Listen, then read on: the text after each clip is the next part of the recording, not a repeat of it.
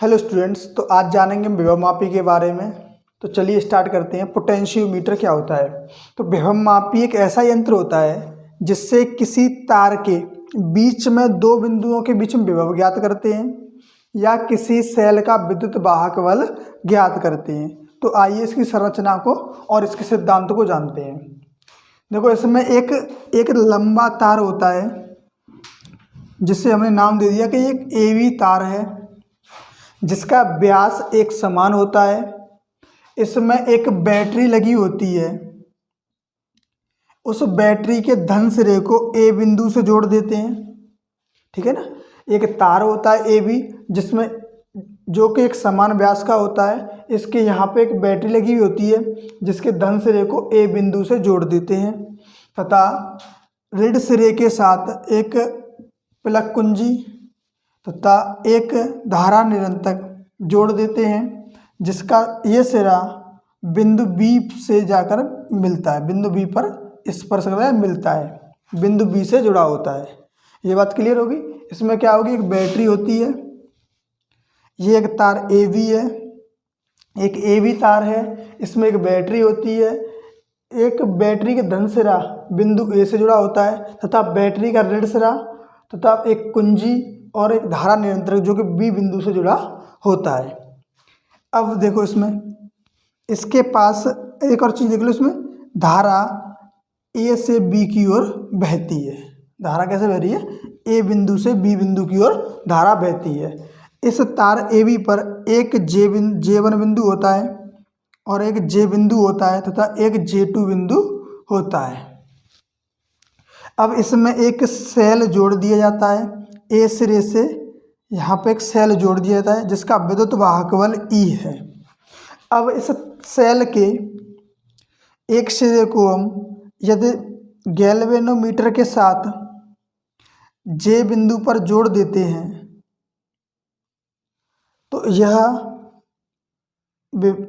बिंदु A की ओर विक्षेपित हो जाता है। इसका कारण होता है कि इस बिंदु पर बैटरी का विभव ज़्यादा होता है तथा सेल का विद्युत वाहक बल कम होता है। क्या कारण होता है इसका झुकने का?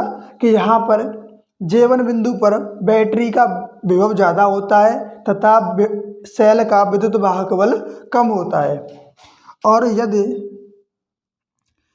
इस तार को गैल्वेनोमीटर के साथ J2 बिंदु पर जोड़ देते हैं तो यह बिंदु B की ओर विक्षेपित होने लगता है क्योंकि इस बिंदु पर सेल का विद्युत वाहक बल अधिक होता है तथा बैटरी का विभव कम हो जाता है।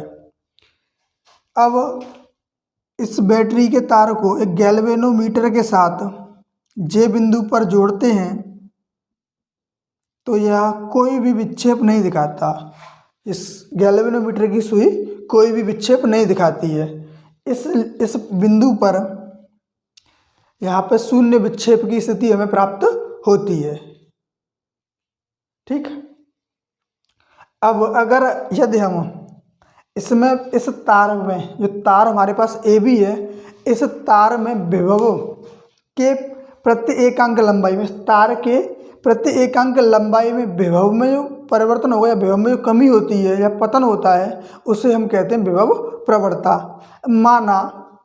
माना इस तार का प्रतिरोध रो है तथा इसमें प्रवाहित धारा I है, तब विभव प्रवणता K होगी I रो। ठीक है। यदि अगर हम ये मान लें कि विभव प्रति एकांक लंबाई में जो विभव होता है वो किसके बराबर होता है? विभव प्रवणता के बराबर होता है। ठीक है ना। ये भी विभव प्रवणता के बराबर होता है और ये भी। यदि अगर शून्य विक्षेप की स्थिति में, यदि शून्य विक्षेप की स्थिति है तब V और E आपस में बराबर होते हैं। यानी सेल का विभव और बैटरी, सेल का विद्युत वाहक बल और बैटरी का विभव दोनों के दोनों आपस में बराबर होते हैं। चलिए, तो आज विभवमापी हमारा चैप्टर खत्म हो गया, टॉपिक खत्म हो गया और इसके साथ ही ये सेकंड यूनिट कंप्लीट हो चुकी है।